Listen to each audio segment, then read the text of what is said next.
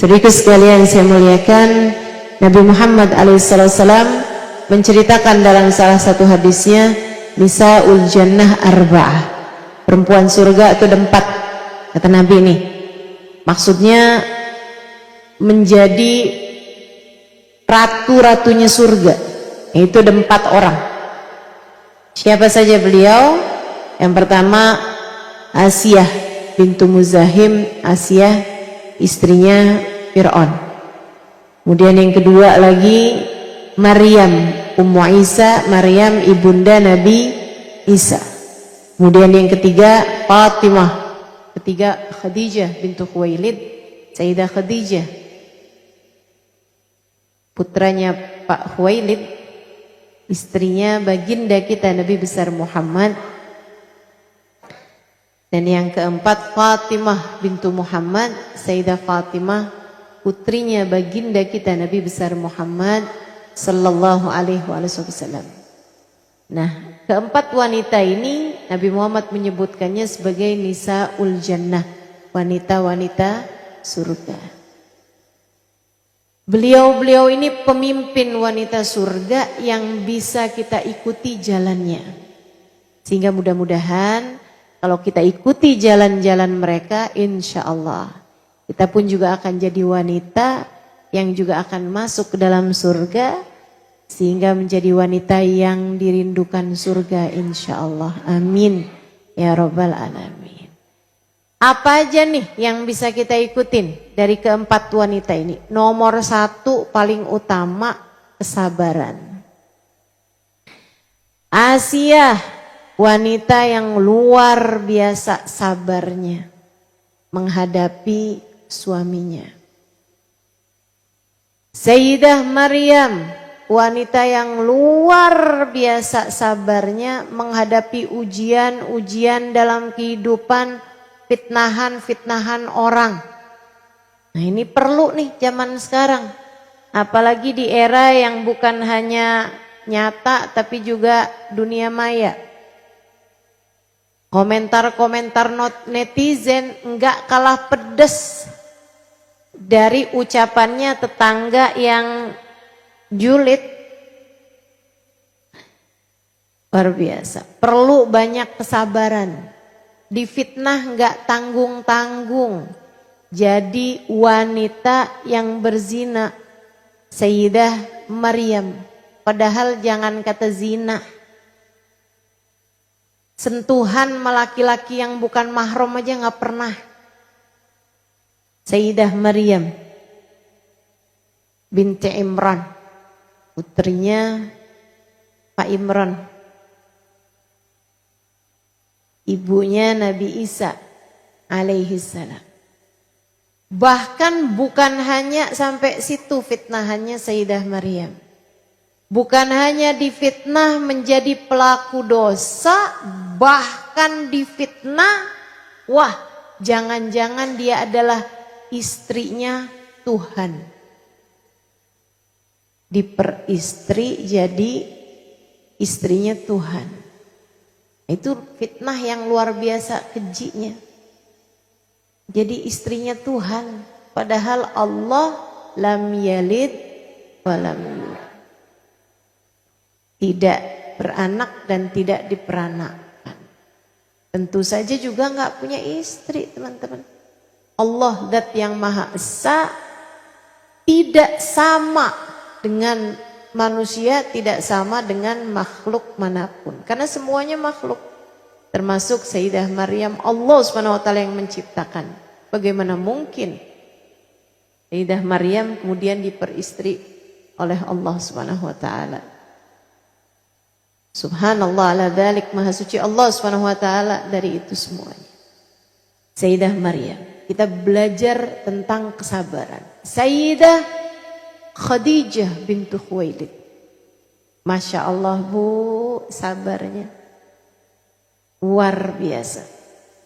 Ngadepin apaan Sayyidah Khadijah sabar? Bukannya Sayyidah Khadijah kaya raya Ustazah, bukannya Sayyidah Khadijah jadi istri Nabi Ustazah, bukannya Sayyidah Khadijah jadi ibu dari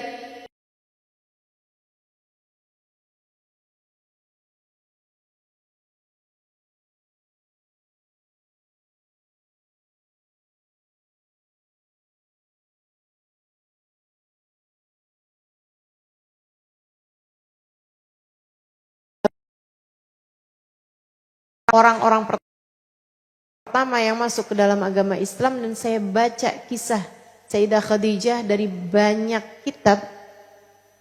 Ibu-ibu saudaraku sekalian yang saya muliakan, ketika saya membacanya saya ngerti kenapa Sayyidah Khadijah lah yang dipilih Allah menjadi pendamping Nabi Muhammad alaihissalam di awal-awal Islam.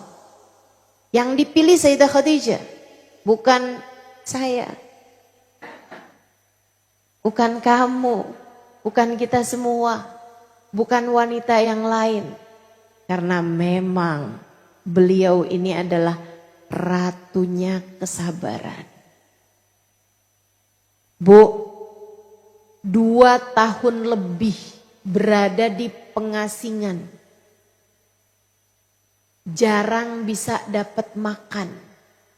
Perut diganjal dengan batu 2 tahun lebih.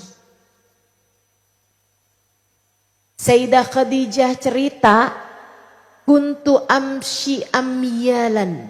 Saya harus berjalan bermil-mil, berkilo-kilometer untuk mencari daun-daunan hijau, sekedar pengganjal lapar yang sudah tak tertahankan. Luar biasa. Dan beliau, Bu, berasal dari perempuan yang sangat kaya raya. Berasal dari perempuan yang punya banyak pelayan-pelayan. Sampai harus berjalan bermil-mil jauhnya. Nyari makan, nyari nafkah, jualan. Bukan, ibu-ibu sekalian. Bukan jualan pisang goreng, bukan. Nyari daun-daunan hijau buat mengganjal lapar. Bukan saya kelasnya, bukan kamu kelasnya. Ini adalah kelasnya Khadijah bintu Khuwailid. Sampai ada satu perbincangan yang luar biasa indahnya antara Nabi sama Sayyidah Khadijah. Di saat-saat Sayyidah Khadijah itu udah tinggal, mohon maaf, tulang berbalut kulit di pengasingan. Nabi juga kurus. Tapi Sayyidah Khadijah tuh kok dapat makanan, Bu, diduluin Nabi Muhammad. Makanlah wahai Rasulullah. Padahal orang ngasihnya ke Sayyidah Khadijah. Karena Sayyidah Khadijah itu di saat beliau kaya, dermawannya luar biasa. Jadi di saat beliau diasingkan di sebuah rumah kecil yang gak layak disebut rumah. Diasingkan oleh orang-orang kaum kafir Quraisy, ditaruh di sana sama Nabi Muhammad alaihissalam. Rumah satu, gak ada apa-apa, Bu. Orang tuh kadang sembunyi-sembunyi buat ngasih. Sebab kalau ketahuan taruhannya nyawa. Gak bisa jual, gak bisa beli. Orang kalau ngasih makanan sembunyi-sembunyi, kebayang. Bukan sehari 2 hari, 2 tahun lebih. Nabi itu ada. Malam-malam ngeliatin Sayyidah Khadijah. Udah sama-sama baringan.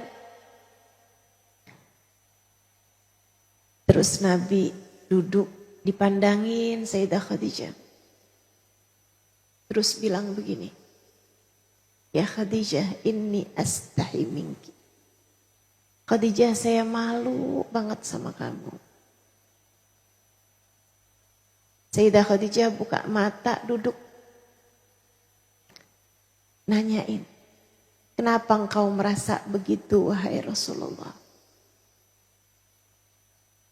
Nabi Muhammad bilang, saya ingat Khadijah, saya nikah sama kamu perempuan yang kaya raya. Sekarang bahkan sekedar makan, begitu susahnya. Saya ingat Khadijah, saya nikah sama Kamu adalah seorang perempuan yang cantik jelita. Sekarang kau bahkan terlihat lebih tua dari usia yang semestinya. Maafkan aku, wahai Khadijah. Semacam kecantikannya dimakan derita. Cantikannya memudar karena nestapa, karena lapar, karena kesedihan, karena kesusahan.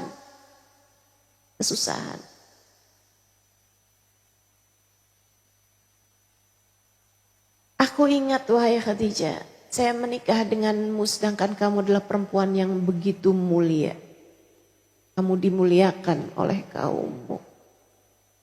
Sekarang bahkan kita harus berada di pengasingan semacam ini, wahai Khadijah. Sayyidah Khadijah tersenyum kemudian berkata kepada suaminya, jangan pernah merasa begitu, wahai Rasulullah. Jangan pernah merasa begitu, wahai Rasulullah. Kau harus tahu, sejak aku memutuskan menikah denganmu, aku jadikan seluruh waktuku, seluruh tenagaku, seluruh hartaku, nyawaku, hidup matiku, hanya untukmu, wahai Rasulullah.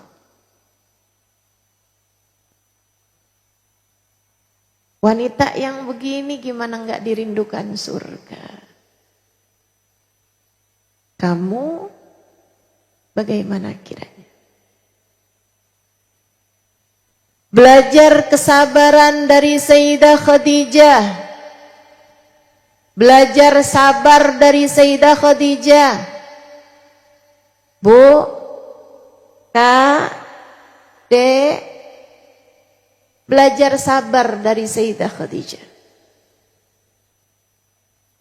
Lapar, ya enggak apa-apa. Kepengen punya, tapi enggak ada uangnya, yang sabar. Pengen kebeli panci,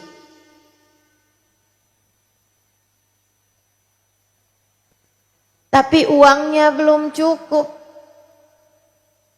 ya enggak apa-apa. Pakai aja panci yang lama. Pengen beli horden yang baru, tapi duitnya belum ada, bahkan belum ada hordennya. Ya enggak apa-apa, Bu, tutupin pakai sarung. Enggak apa-apa. Hidup susah-susah dikit tuh nggak apa-apa, Bu, nggak apa-apa, nggak apa-apa. Toh kamu belum sampai harus mengganjal perut dengan batu, menahan lapar, bukan? Kamu tidak harus sampai berjalan berkilo-kilometer buat nyari sekedar sesuatu mengganjal perut, bukan? Kamu nggak pernah sampai ke situ. Saya yakin. Kita nggak pernah diuji Allah sampai sebegitunya. Maka yang sabar. Insya ingetin ucapan saya. Untukmu yang merasa hidup tidak bersahabat. Untukmu yang kesulitan ekonomi. Untukmu boro-boro dah pergi haji. Ke Indomaret aja bolak-balik batal.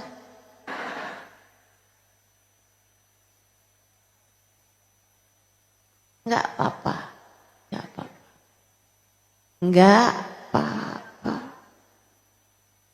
Wanita surga itu mengganjal perutnya dengan batu menahan lapar.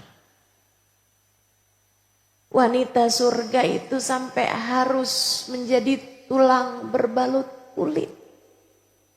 Karena 2,5 tahun berada dalam pengasingan. Tapi ia masih bisa tersenyum bahagia.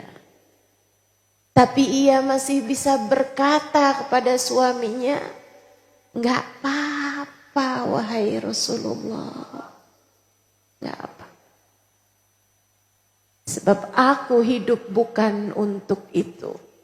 Aku hidup untuk Allah. Aku hidup untuk menjalani kehidupan sesuai dengan yang diinginkan. Tak mengapa susah di dunia, jika itu membawamu kepada bahagia kelak di akhirat. Insya nggak apa-apa. Dikasih sakit-sakit sedikit nggak apa-apa. Nggak apa-apa. Berakit-rakit ke hulu, berenang-renang ke tepian.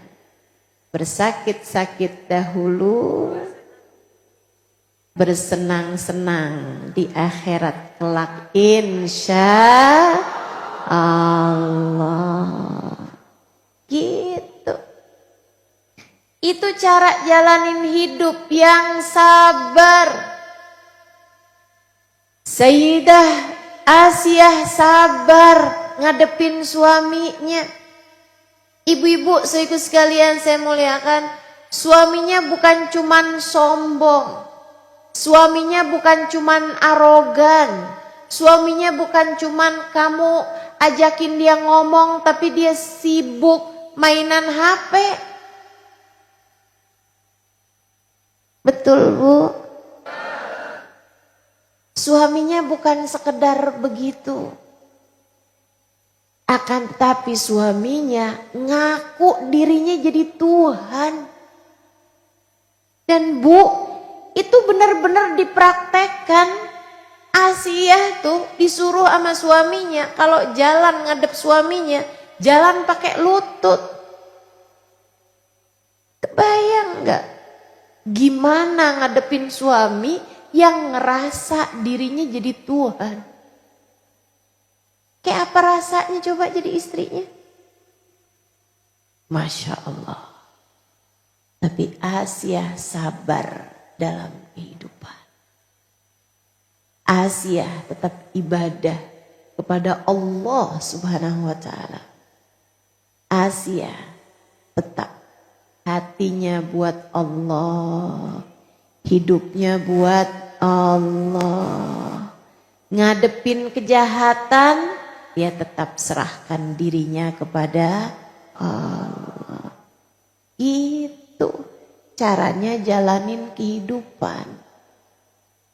Jangan baru dibentak suami dikit aja, statusnya udah kayak jadi orang paling merana sejaga karsa.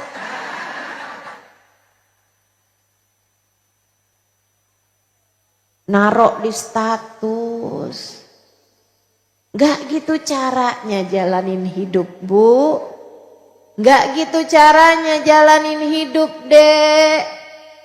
Hidup ini perlu modal. Modalnya namanya sabar.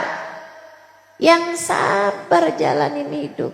Yang sabar jalanin hidup. Yang sabar jalanin hidup. Kalau Sayyidah Fatimah Ustazah pun juga. Sayyidah Fatimah masa kecilnya berisi tentang pembantaian kaum kafir Quraisy kepada ayahandanya. Sayyidah Fatimah masa remajanya berisi dengan ayahnya yang pulang seringkali dalam keadaan tidak selamat. Dengarkan ceritanya Ibnu Mas'ud.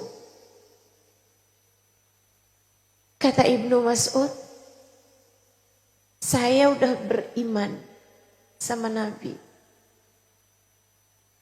Tapi saya nggak bisa ngerjain apa-apa kala itu.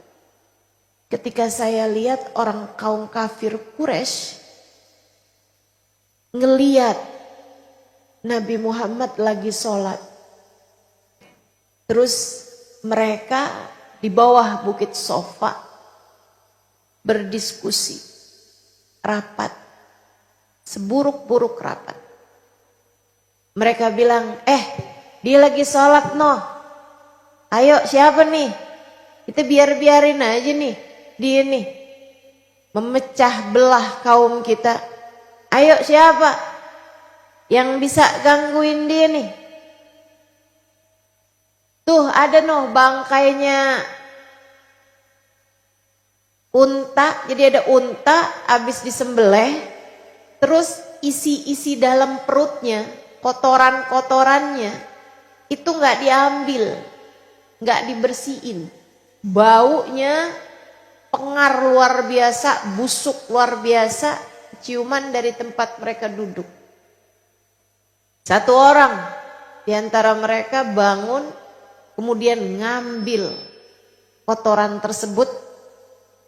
Ibu-ibu sekalian, isi-isi ususnya, isi-isi lambungnya unta, kotoran-kotorannya diambil sama dia pakai tangannya, darah-darah segala macam itu ambil sama dia pakai tangannya, baunya busuk luar biasa karena udah 3 hari.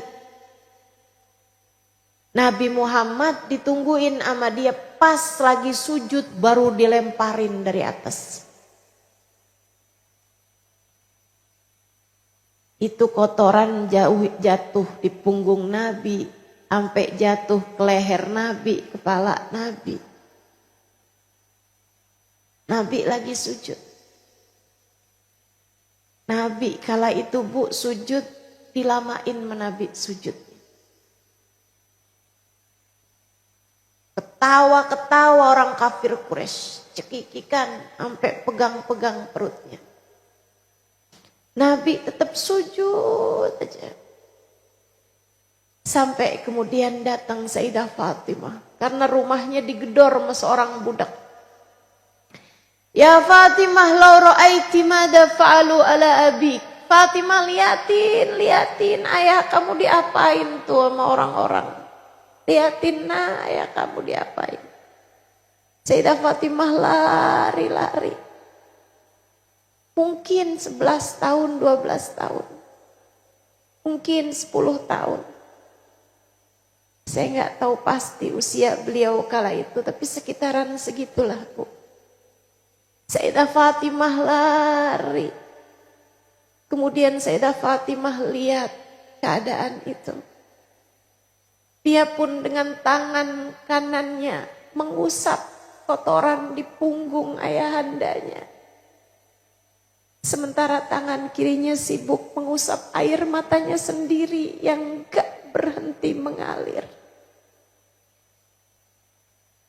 Nabi ketika merasakan tangan putrinya, tangan mungil, tangan kecil putrinya mengusap punggungnya, Nabi pun duduk dan menyelesaikan sholatnya. Sayyidah Fatimah usap-usapin, bersih-bersihin kotoran di kepala ayahnya, di bahu ayahnya. Dengan tangan kanannya, sementara tangan kirinya sibuk usap air matanya.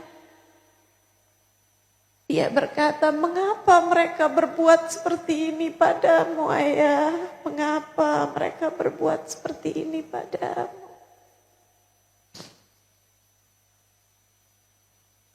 Nabi Muhammad kemudian mengusap air mata di tangan putrinya seraya berkata, gak apa-apa nak, gak apa-apa. Kelak kamu akan melihat kenabian ayahmu mencapai Romawi dan Persia. 2 negara paling besar kala itu. Kayak kau zaman sekarang, tenang nak, kamu akan lihat kenabian ayahmu sampai ke Cina dan Amerika. Kayak gitulah kurang lebih.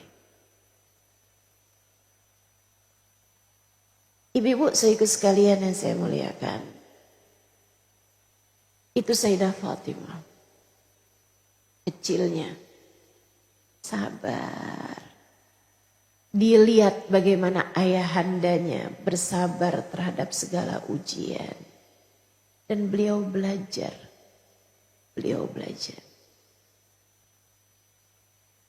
Sayyidah Fatimah di masa beliau masuk usia, kemudian Nabi Muhammad menikahkannya. Bu, saya kadang suka mikir gitu ya, emang benar Nabi nih ngedidik putrinya luar biasa. Benar-benar Nabi tidak membiarkan ada cinta dunia masuk di hati putrinya Fatimah. Sayyidah Fatimah seperti yang tadi saya sampaikan, masa kecil, masa remajanya berisi dengan tangisan melihat bagaimana orang kaum kafir Quraisy berbuat kepada ayah ibunya. Beliau tahu, lihat bagaimana mereka berbuat kepada ayahandanya. Di pengasingan, dilihat. Dia tahu. Tanpa bisa berbuat apa-apa. Sampai kemudian di masa Madinah, putrinya ini cantik jelita. Kata Sayyidah Aisyah, ma ra'aitu ahadan ashbah bi Rasulillah sallallahu alaihi wasallam. Saya enggak pernah ngelihat orang lebih mirip sama Nabi Muhammad. Wajahnya, tubuhnya, ucapannya, suaranya, tingkahnya, kelakuannya. Enggak pernah saya lihat orang lebih mirip sama Nabi Muhammad daripada putrinya Fatimah bintu Muhammad. Cakep lahir batin. Ibu-ibu sekalian saya muliakan. Nabi bisa banget jodohin Sayyidah Fatimah dengan laki-laki paling kaya dari umatnya. Bisa banget jodohin Sayyidah Fatimah dengan laki-laki yang hidupnya paling mapan di antara sahabatnya. Nabi, Bu, malah jodohin Sayyidah Fatimah sama laki-laki yang gak punya apa-apa. Sepupu beliau sendiri, Ali bin Abi Thalib. Yang saat dinikahkan sama Nabi Muhammad, Sayyidina Ali ditanya, wahai Ali, kamu punya apa dari harta dunia? Sayyidina Ali bilang, saya punya baju besi wahai Rasulullah. Yang harganya lumayan tuh baju besinya Sayyidina Ali. Kata Nabi Muhammad, wahai Ali, juallah baju besimu itu, bawakan uangnya, jadikan ia sebagai maharmu untuk menikah dengan putriku Fatimah.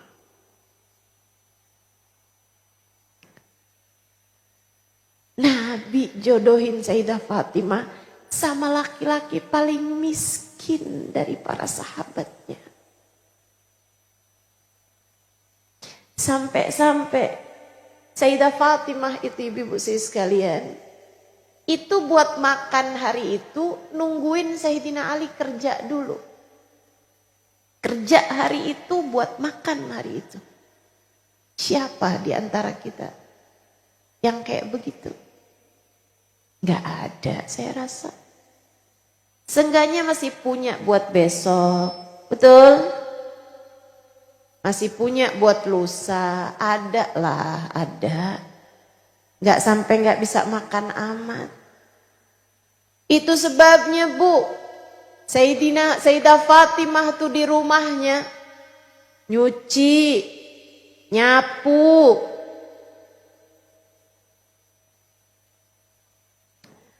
numbuk gandum.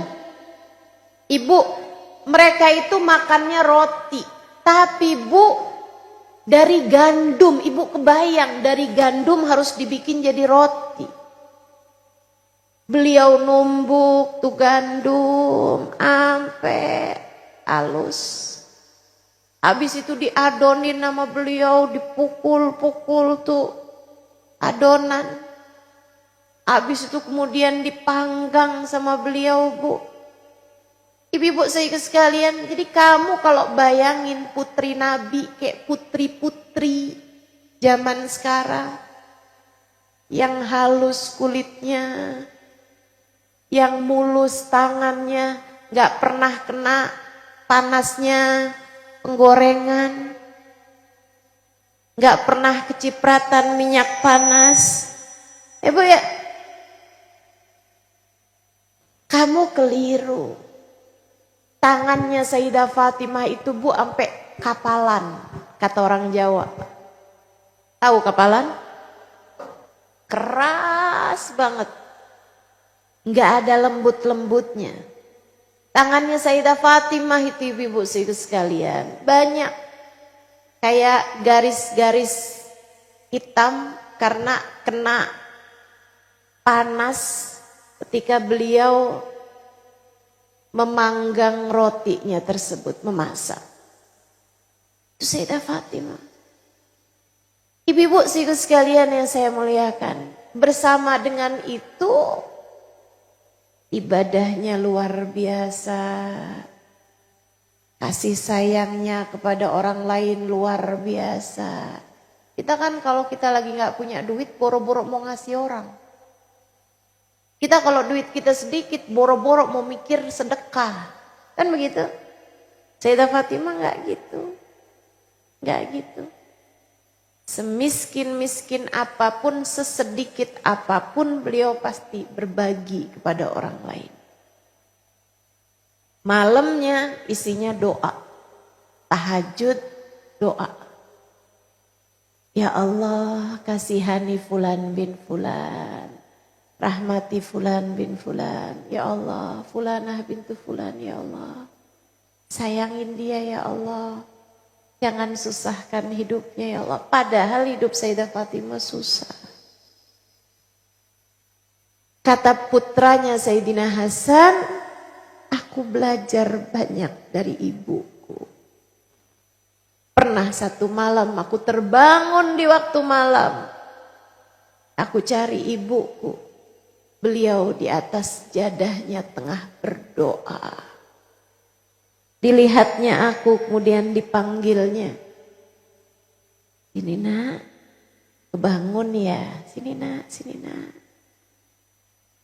Aku pun tidur di pangkuan ibuku, membaringkan kepalaku di pangkuannya. Kemudian ibuku mulai mengangkat tangannya berdoa. Beliau mendoakan orang. Tanpa sekalipun menyebut namanya sendiri dalam doanya.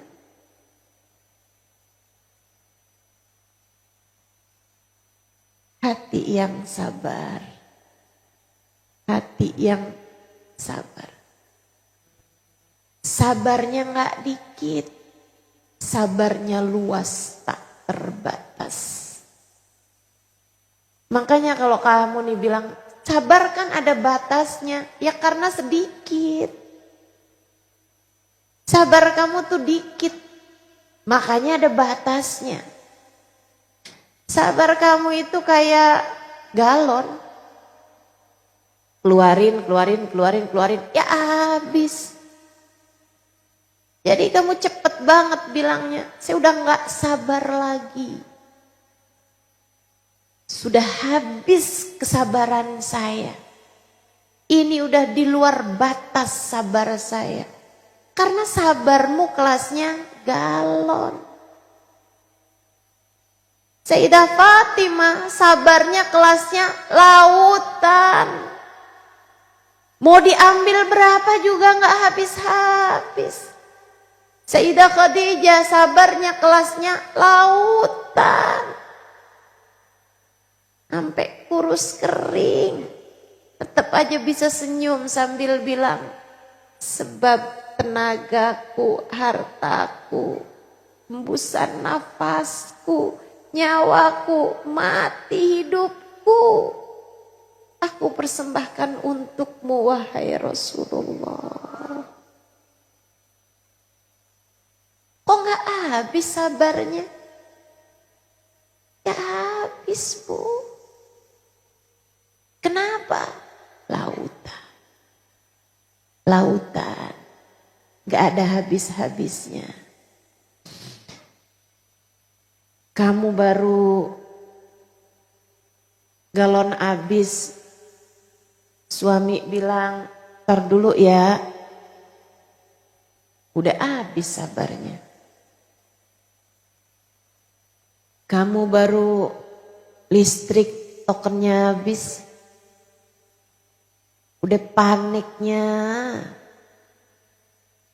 Suami kamu marahin, sampai jadi kayak budak kamu, sampai jadi kayak pembantu. Hati-hati, kunci surgamu ada di tangannya. Hati-hati, hati-hati. Sama suami yang benar, Bu. Sama suami yang sabar, Bu. Insya yang banyak minta maafnya. Iya. Ayolah. Pengen jadi wanita surga, yang nomor 1 intinya adalah sabar.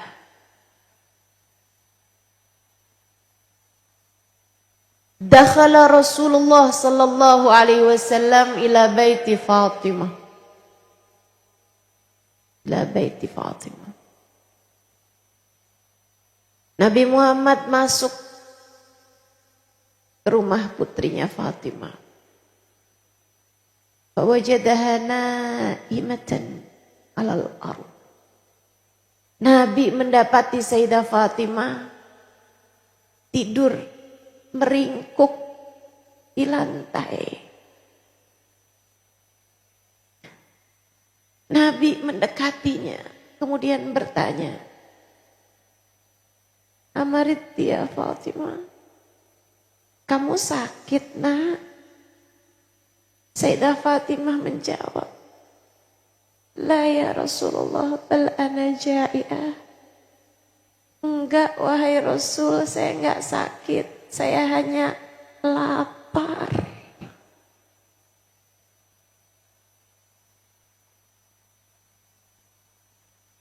Yang sabar, yang sabar. Kamu enggak ada apa-apanya. Ujianmu dalam hidup nih enggak ada apa-apanya. Kamu mau dikasih miskin, enggak ada apa-apanya sama kemiskinannya wanita-wanita surga. Kamu pengen jadi wanita yang dirindukan surga, belajar yang sabar. Sabar. Ujianmu tuh apa sih? Gak ada apa-apanya, saya bilang. Dikasih sakit, kayak apa sakitnya? Gak ada apa-apanya. Sama sakitnya wanita-wanita surga. Difitnah, dibenci orang, dibully orang, gak ada apa-apanya. Sama apa yang diterima wanita-wanita surga. Karenanya jalanin hidup dengan segala kesusahan-kesusahannya, dengan segala ujian-ujiannya, yang sabar. Insya Allah. Yuk, belajar lagi. Yuk, sabarnya digedein. Gimana sih Ustazah? Nih kalau denger kayak gini mah, Ustazah.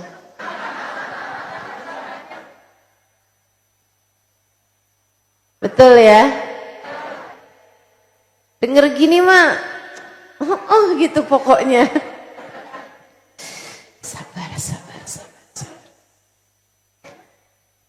Begitu nyampe rumah, lihat suami baringan di sofa.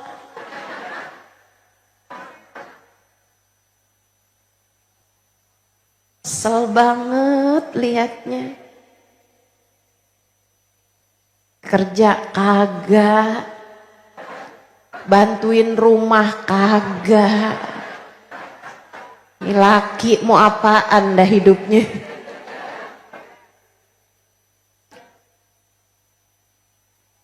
Suami modelan apa sih kamu?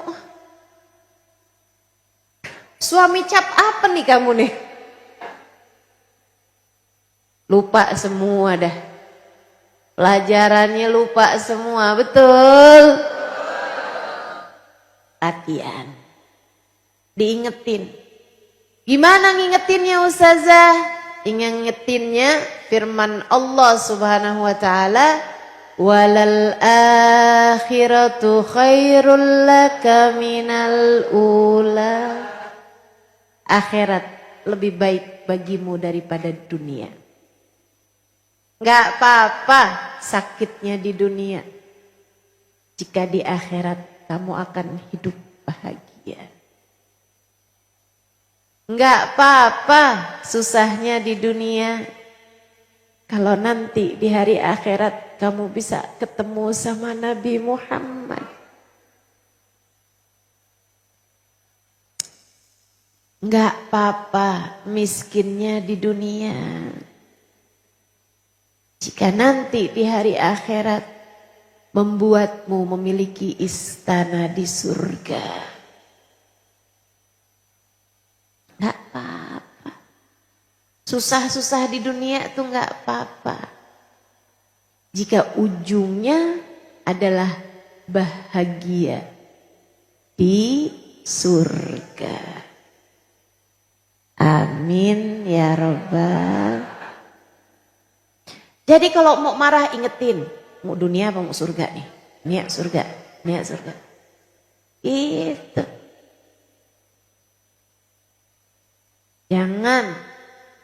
Jangan sampai kamu bikin keputusan-keputusan di dunia, kesenangan-kesenangan di dunia kamu pilih bikin kamu sengsara kelak di akhirat nanti. Begitu jelas? Insya Allah. Saudaraku sekalian saya muliakan, suami kurang-kurang nih, kurang perhatiannya, kurang duitnya. Tahu-tahu di WA-in sama mantan zaman SMA.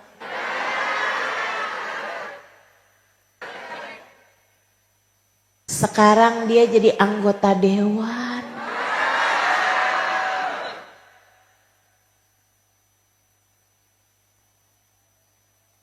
Ngobrol di WhatsApp, tahu-taunya kita tahu bahwa dia sekarang lagi menduda.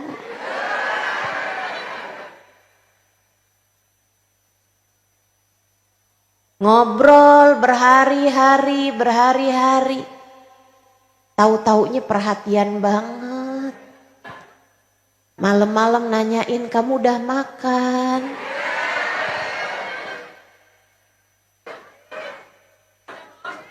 Kamu liatin nih suami di samping, boro-boro nanyain saya udah makan atau belum. Yang ada dia nyuruh aja saya bikinin ini, bikinin itu. Bu, walal akhiratu khairul laka minal. Pilih mau seneng dunia apa mau seneng akhirat. Kalau kepengen bahagia di akhirat nanti, hidup di dunia mesti yang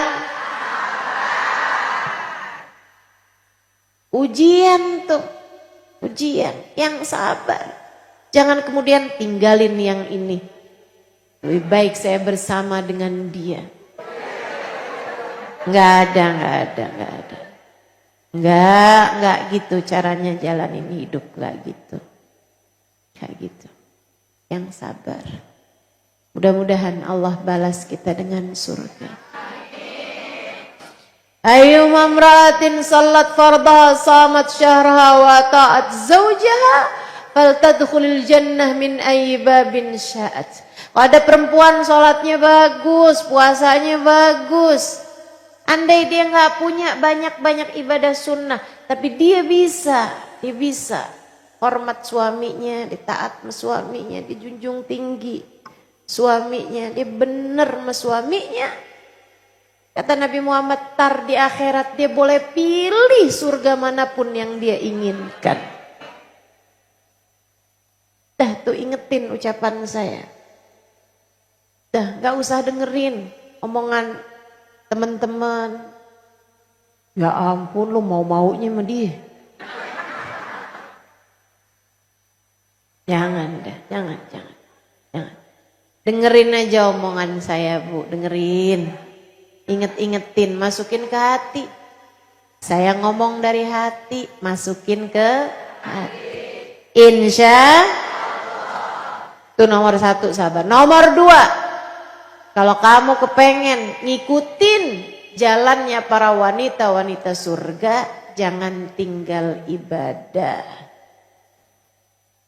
Ibadah jangan tinggal. Yuk tinggalin dosa. Ya deh ya, buat adik-adik nih paling berat tuh. Tinggalin dosa untuk gak pacaran. Tapi kalau kamu berhasil melalui masa-masa remajamu, masa-masa kamu mulai beranjak dewasa, sampai kemudian kamu menikah, sampai kemudian punya anak, kamu gak pakai pacaran, saya ucapkan selamat padamu, kamu layak untuk surga. Kamu layak untuk surga. Katanya Sayyidah Maryam, bagaimana saya bisa hamil? Bagaimana saya bisa punya anak? Jika bahkan lam yamsasni bashar, saya tidak pernah bersentuhan dengan laki-laki manapun. Keren.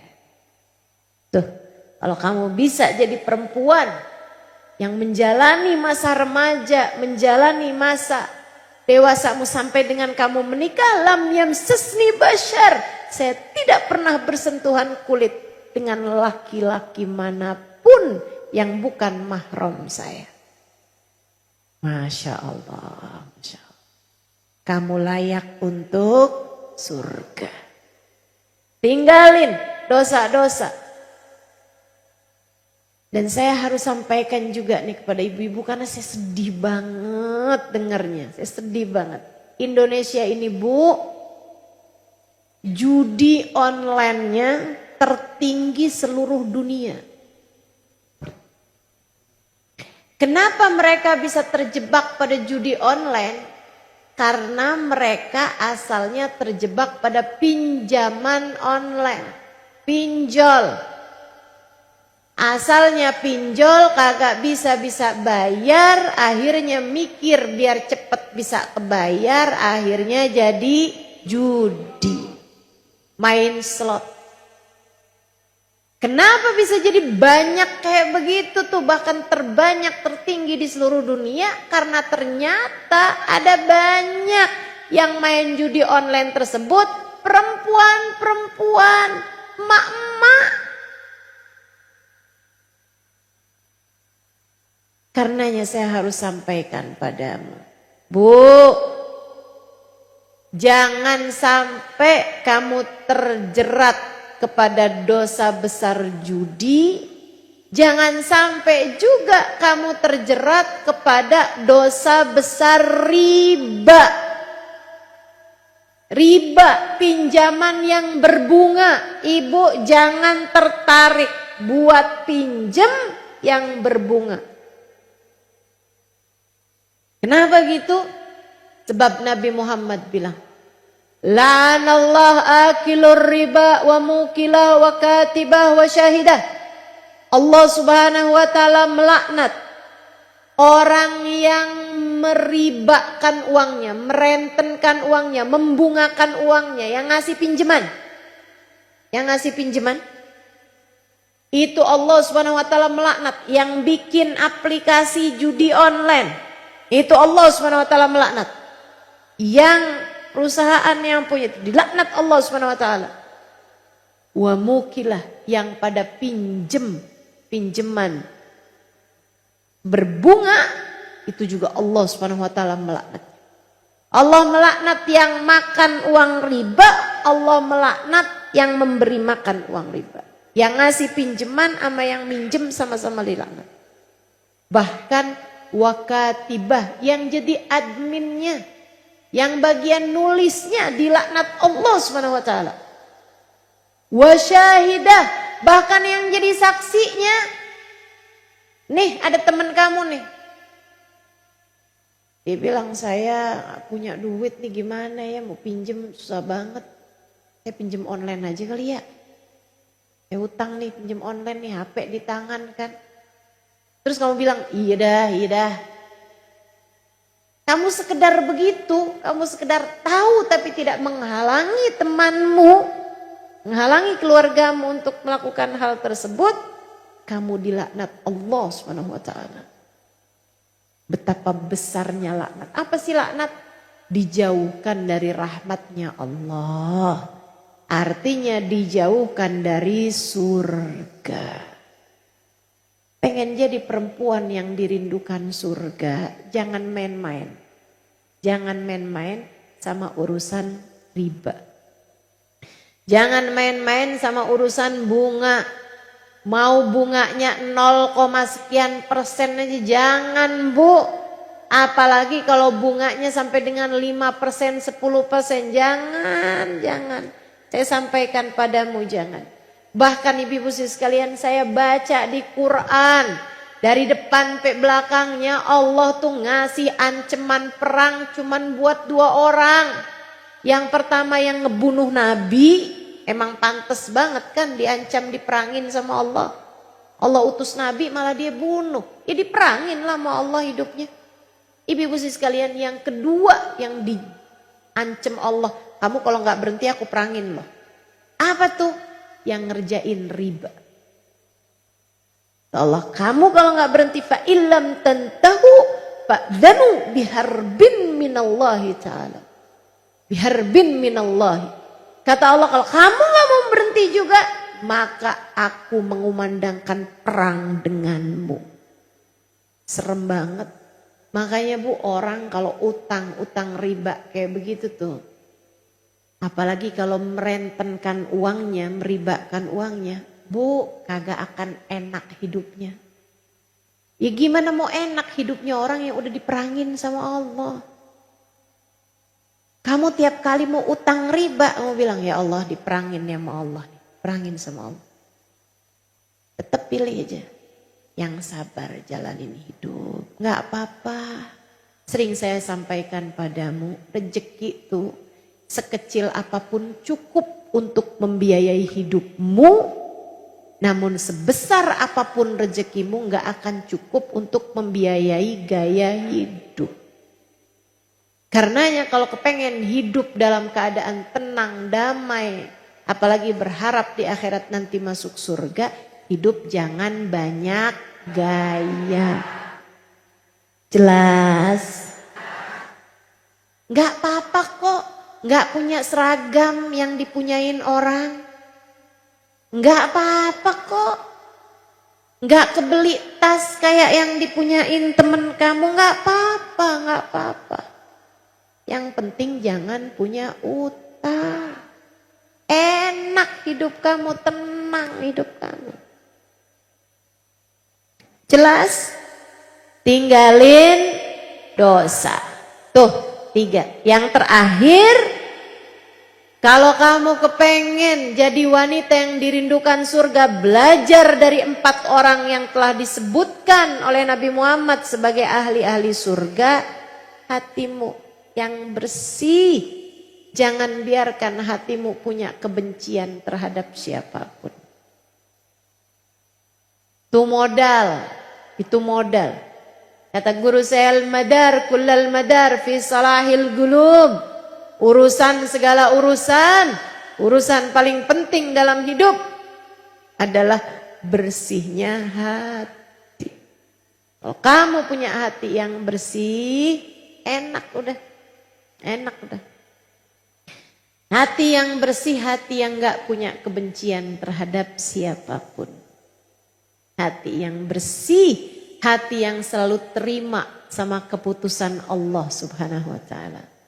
Hati yang bersih, hati yang gak punya dendam, hati yang gak punya iri dengki sama siapapun. Hati yang bersih, hati yang gak punya kesombongan. Tidak merasa diri lebih baik daripada siapapun. Mudah-mudahan Allah karuniakan semua hal-hal ini insya Allah. Apa aja tadi? 1, 2, ibadah. 3, tinggalin dosa. 4, bersihnya hati. 4 hal itu kalau kamu punya, kamu layak untuk jadi wanita yang kelak membersamai wanita-wanita yang telah disebutkan Nabi Muhammad sebagai wanita-wanita surga. Insya Allah.